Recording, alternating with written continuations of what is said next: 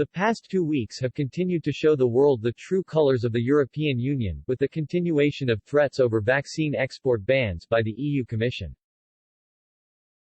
However, this pales in comparison to the EU's desperation to try and blame others for their own failings.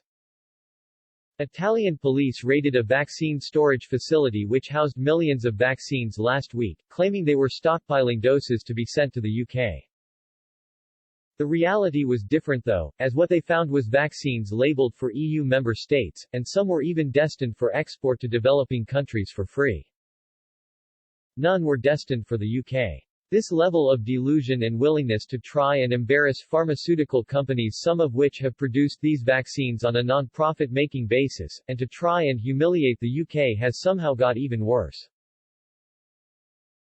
On Monday, a large shipment of meningitis vaccines, made by UK company GlaxoSmithKline and destined for the USA, was blocked for export by Italian customs officials. Even more ridiculous, they have now demanded the vaccines are tested to make sure they are not secret COVID-19 vaccines. These are countries we are supposed to be friends and partners with, according to the Prime Minister, but evidently they did not read, or understand the memo. Instead, what we are continuously seeing from the EU is a systematic attempt to try and undermine the UK at every opportunity. This is not just limited to the rollout of the vaccine however, but encapsulates the EU's every action towards the UK since we left the EU. This is all rooted in the EU's belief that above all else, they need to see a newly independent UK fail outside the European Union, even if this means going against basic common sense. The UK is starting to succeed and thrive now. We are free of the shackles of the EU, so the bureaucrats in Brussels are rightly terrified more countries will want to leave. Who could blame them when you see the mess they seem to be making of everything? However, some good news, Priti Patel has finally announced the UK's new asylum and refugee policy to accompany the new Australia-style immigration points system.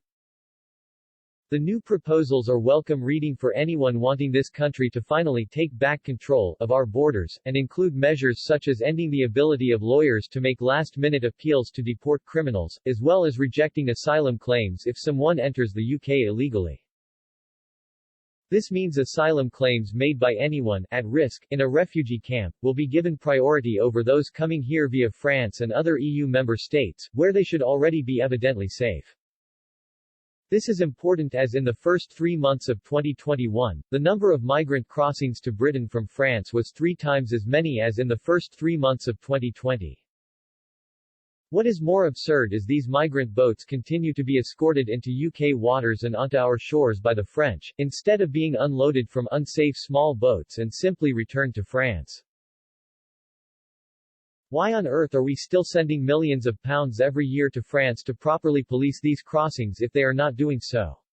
I think it's time to put this money to better use and invest in more border patrol vessels of our own.